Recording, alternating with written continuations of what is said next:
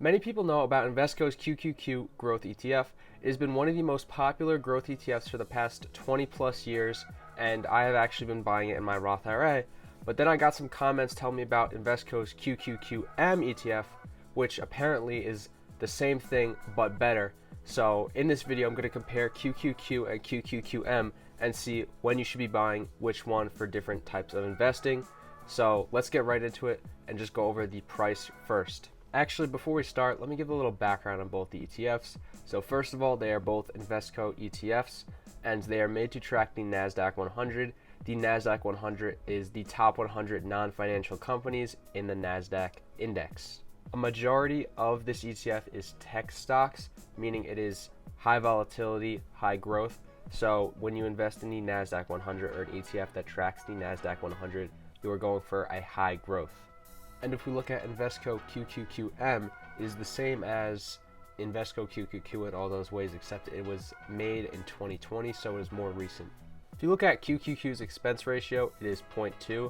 So this means if you were to invest $10,000, you have to pay about $20 in fees, which really isn't that bad.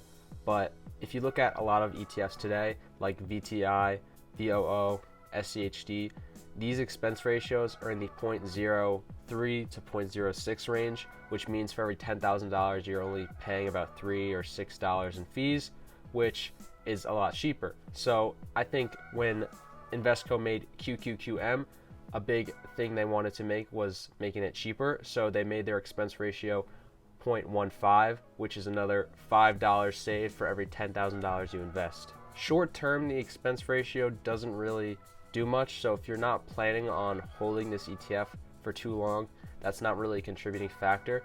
Expense ratios don't really matter if you're like day trading or swing trading something, but if you're trying to hold like this ETF for a very long time, like for example, I have it in my Roth IRA, which I'm gonna hold for like 40 years.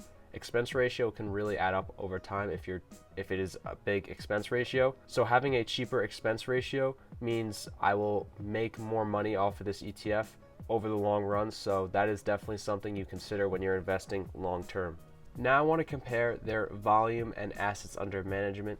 So if you look at QQQ's volume, it's significantly higher than QQQM's. This means that just QQQ has a lot more shares being traded.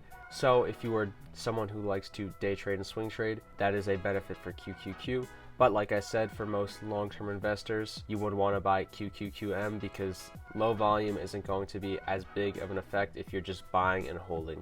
Now I want to look at their assets under management. If you look at QQQ's assets under management, it's about 191 billion. Assets under management means how much money the fund is holding. So there's about $191 billion being held in QQQ. If you look at QQQM, it's about 11 billion, and that just means there's only $11 billion being held in QQQM.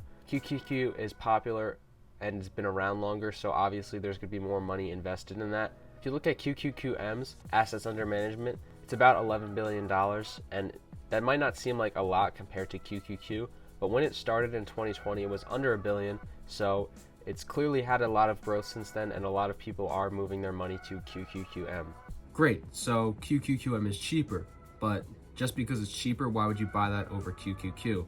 Well, if you look at their holdings, they are actually very, very similar, almost the exact same. So as you can see, I have the holdings of both ETFs side by side, and as you can see, according to their sector distribution, it is nearly identical. There's only like a 0.01 difference in a couple of them, but doesn't really mean anything. So they have nearly the same holdings by sector. And now let's look at their top 10 holdings and compare that. Here are the top 10 holdings of both companies.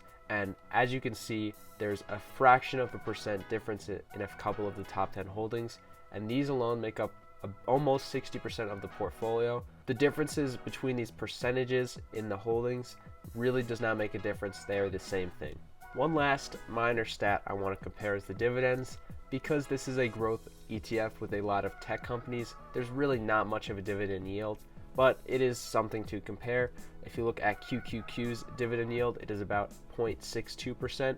If you look at QQQM's dividend yield, it is about 0.68%. So QQQM has a little bit of a higher dividend yield, but that doesn't really matter at this level. So after seeing all the differences between these two ETFs, which one do I think is better? Well, I'm not a financial advisor and I can't give you any financial advice, but in my opinion, I'm personally going to change a lot of my investments from QQQ to QQQM because it is practically the same thing and it is cheaper, and because I'm investing this type of growth ETF in my Roth IRA and I plan on holding it for over 40 years, I think having the lower expense ratio is just better for holding something long term when it is the exact same ETF basically. Just because I'm making that change doesn't mean you should, so you should make sure you do your own research outside of this YouTube video and decide whether or not QQQM is the right choice for you. But I do think that after doing this research, I do want to change my QQQ investments to QQQM. That is all for now. If you're interested, I got a couple videos of mine on screen right now, but if not, that is all for this video, and peace.